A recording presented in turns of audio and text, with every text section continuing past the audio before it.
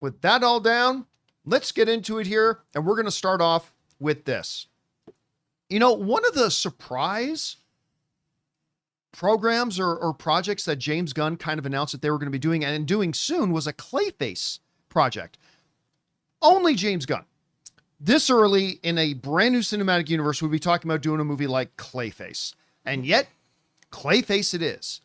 And super hot writer-producer Mike Flanagan was brought in. It was going to be his story. He wrote the script for it. They brought in somebody else to touch up the script and all that kind of stuff. And I'll be honest with you, I still haven't believed they're really going to do it. Well, today, Deadline put out this. Tom Rhys Harries lands the role of Clayface in DC Studios' James Watkins movie Clayface. And if you've never heard of this kid, that's okay. Neither have I. He's been in a couple of things I've seen, but I honestly, even looking right at his face, I have no idea who he is. This is what Deadline writes. When it came to casting the lead in DC Studios' next big movie, Clayface, the studio went with a fresh face, that being Welsh actor Tom Rhys Harries. The actor from Uma Thurman Apple TV series Suspicion, which I haven't seen, admittedly, and such movies as Umberto Polanyi's The Return, starring Ralph Fiennes and Juliette Binoche. What's that? Good movie. Good movie. The Gerard Butler action title Kandahar and Guy Ritchie's The Gentleman, which I love, but I still don't remember him in it, landed the role from a competitive list of British thespians, including 28 years later's Jack O'Connell, Hunger Games, The Ballad of Songbirds and Snakes, Tom Blythe, and White Lotus's Leo Woodall, and 1970s George McKay. Now, as far as the big names behind it, it says, producing Clayface are Gunn and Peter Safran, as well as the Batman filmmaker Matt Reeves and Lynn Harris. Chantel Nong is executive producer. The Life of Chuck filmmaker Mike Flanagan wrote the first draft of Clayface with additional drafts by Oscar-nominated The Wings of a Dove and Drive scribe Hossein Amini, who's also a very, very good writer. Now, listen, that has caused some confusion. A lot of people saying, oh, so you're not using Mike Flanagan's script anymore. Well, actually, James Gunn took to social media to clear that up. It's still very much Mike Flanagan's script. One user on Threads asked James Gunn, how much of Mike's story are you planning to keep? I only ask because I'm an unapologetic Flana fan. I've never heard that phrase, but I like it. The man is a genius. To which James Gunn said, huh? It's all Mike's story. That's why we're making this movie, because we loved it. Any changes as the shooting script is finalized are minor.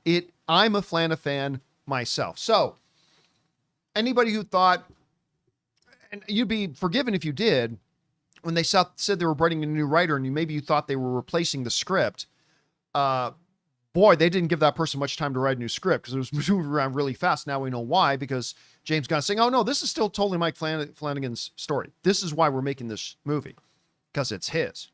Now, as far as the kid goes, I have no idea. But I like the fact that we know that Gunn and DC had a lineup of potential people to play it, some with bigger names, and they just went with the person they thought was the best fit. Now, whether they're right or not, we'll find out whenever we get around to seeing Clayface, but it looks like they're just going like, nope, this kid's the best for this role, and they're going for it. Again, I've seen The Gentleman, I've seen Kandahar, and I cannot place him in my head. So anyway, guys, we want to take a second to thank a sponsor of today's video, BetterHelp. Guys, one of the things that's really frustrating to me is that there's still a lot of stigma around men's mental health, but it should not be that way. Men are expected to always stay strong, keep together, provide, perform, and yet over 6 million men in the US experience depression each year, and many go undiagnosed. It's okay to admit that you could use some help. Real strength is being able to say, I need to talk to someone. That's where BetterHelp comes in. With over 35,000 licensed therapists, BetterHelp is the largest online therapy platform in the world, having already helped over 5 million people. And it's super convenient. You can join sessions from anywhere, whenever it works for you. You can even switch therapists anytime at no extra charge. And the results speak for themselves. BetterHelp has a 4.9 out of 5 rating on the App Store with over 1.7 million reviews. So guys, if you're feeling the weight of the world, don't carry it alone. Talk it out with BetterHelp. As the largest online therapy provider in the world, BetterHelp can connect you with mental health professionals who understand what you're going through. Our listeners and viewers get 10% off their first month at betterhelp.com/Campea. That's BetterHelp, HELP.com/Campea. Rob, you hear about this. They've now cast. I mean, this thing is actually tangible. This thing is happening. Still doesn't feel real to me. What do you think about the kid they brought on? What do you think about James Gunn doubling down, saying, oh, no, this is Mike Flanagan's story. Make no mistake. And what are your thoughts right now on them doing a Clayface movie at this point? Well, you said it, tangibility again. I mean, the tangibility of hiring cast. And like James Gunn has always said, we're not going to move without a great script. Mike Flanagan, look, he's got Life of Chuck, which I loved in theaters now. He just yesterday they broke ground, or it was the day one of the Carrie miniseries. He's doing Adapting King, the Carrie miniseries.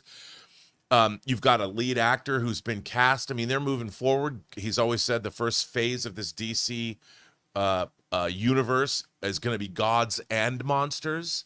So Clayface is interesting. What I find really interesting too about this film is the producers on it.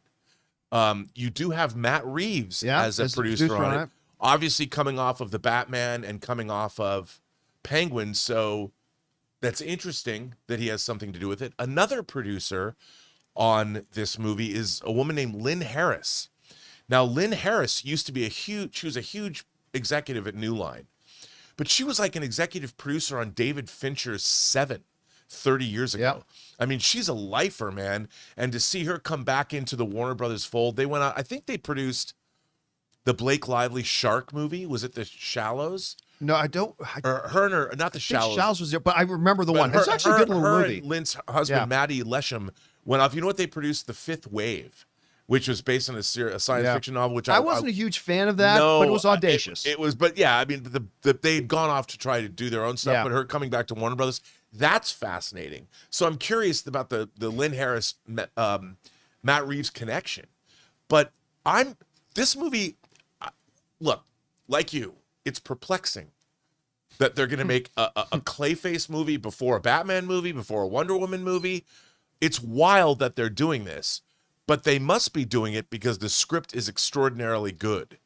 Now, again, it's a move that only James Gunn would make. Can you imagine? They are making a Clayface movie before we have a Batman in this universe yet. Is that crazy? It's crazy, dude. And I'm like, whatever that's going to be, we shall see. I'm assuming that we saw Clayface in his involvement with Creature Commandos, so I'm assuming there's some links getting built. Yes, absolutely, 100%. By the way, there is discussion going on. Some people saying James Gunn confirmed it's in the DCU. I've seen people say that. I've never seen James Gunn confirm that. That doesn't mean it doesn't exist. I'm just saying, is this a Clayface with Matt Reeves on as a producer? Is it a Clayface from the Matt Reeves universe? No. Is it the Clayface we saw in Creature Commandos? I think it's definitely tied to that, which is interesting because then we'll have I'm sure it's going to be an interesting origin story. Look, I'm just excited because going by James Gunn's mandate, where we're not moving forward on these movies until we have a script. I bet this script, I know it's Clayface, so it's hard Mike for me. Flanagan. I know, and I think this is probably a banger script. They're moving forward, and I'll tell you something else. Probably not expensive. I can't imagine that a Clayface movie is going to cost $200 million. So they might, because it's more horror-oriented. Hey, look, it could be like Venom, and it's going to cost a ton of money because CG and all that.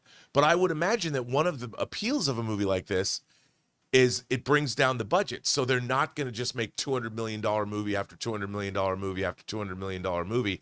And that might be something that's appealing as well. You have a great script, which is a universe. It's in DC, the universe, because of Creature Commandos, I would imagine. But probably not expensive, which is a good move because then you're not ratcheting up the costs of these films. I mean, what do I know, though? It could end up costing By the way, I just want to address something. One of our viewers, R. Bowie, is saying, why have a Clayface if Batman's not in it? Pretty much every Spider-Man villain didn't work. Let's see. I think we just had some kind of Penguin thing without Batman in it. I think the Venom films made a couple of $1 billion all told, put together. I'm pretty sure they said the same thing when they came out with that first Joker movie. What's the point in having Joker if there's no Batman? Oh, that movie only made $1 billion and got nominated for Best Picture at the Academy Awards and won Joaquin Phoenix Best Actor at the Academy Awards. And like, if you want to bring up Craven or Madam Web, those were bad movies because they were bad movies. Newsflash, you just take those movies as they are. and drop Batman in them, or drop Spider-Man in them, I should say. Just take the Madam Web movie and just as it is and drop Spider. The movie doesn't get any better. It doesn't. You take Spider-Man and just drop him in the Craven movie. Those were bad movies because they were bad movies. You make a good movie, then you get Joker. You make an audience-pleasing movie, then you get wild financial success with something like Venom. If you have a good story, you can make a Batman-less Penguin series and win Emmys. That's why. Anyway. And also, we already know that in these DC movies, superheroes have been around, according to James Gunn, metahumans, whatever, for 300 years. And there's not, who's to say that Clayface is going to be the only DC character in that film? We've already seen him in Creature Commandos. Yeah. So who knows what we're going to get? But here's a problem.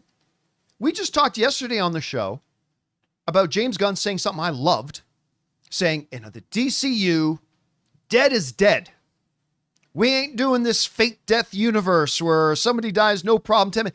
Correct me if I'm wrong. Did they not kill Clayface in Creature Commandos? I fully admit, maybe I'm not remembering it correctly, but I thought. No, because Batman showed up, remember? And that's when I think he. No, Batman didn't show up with Clayface.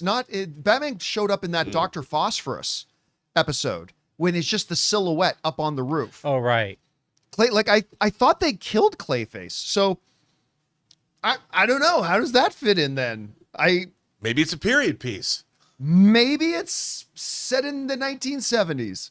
Maybe it is. I mean, I don't know. There's a lot of different ways they could go with this. Anyway, guys, question is for you. What do you think about this? They are moving forward with this Clayface movie, which again is only something James Gunn would do, having Clayface before Batman. What do you think about it? We got a new actor. They're pretty much going with an unknown actor. He's been in a number of things, but he's essentially an unknown actor. How do you guys feel about all this? Whatever your thoughts are, jump down to the comment section below and leave those thoughts there. Hey guys, thanks so much for watching this video. Make sure you like the video, leave a comment, and subscribe to our channel. And don't forget, we have a daily podcast called the John Campea Show podcast, available on Apple Podcasts, Spotify, or your favorite podcasting app of choice. Go and subscribe to it today so it'll be there when you need it.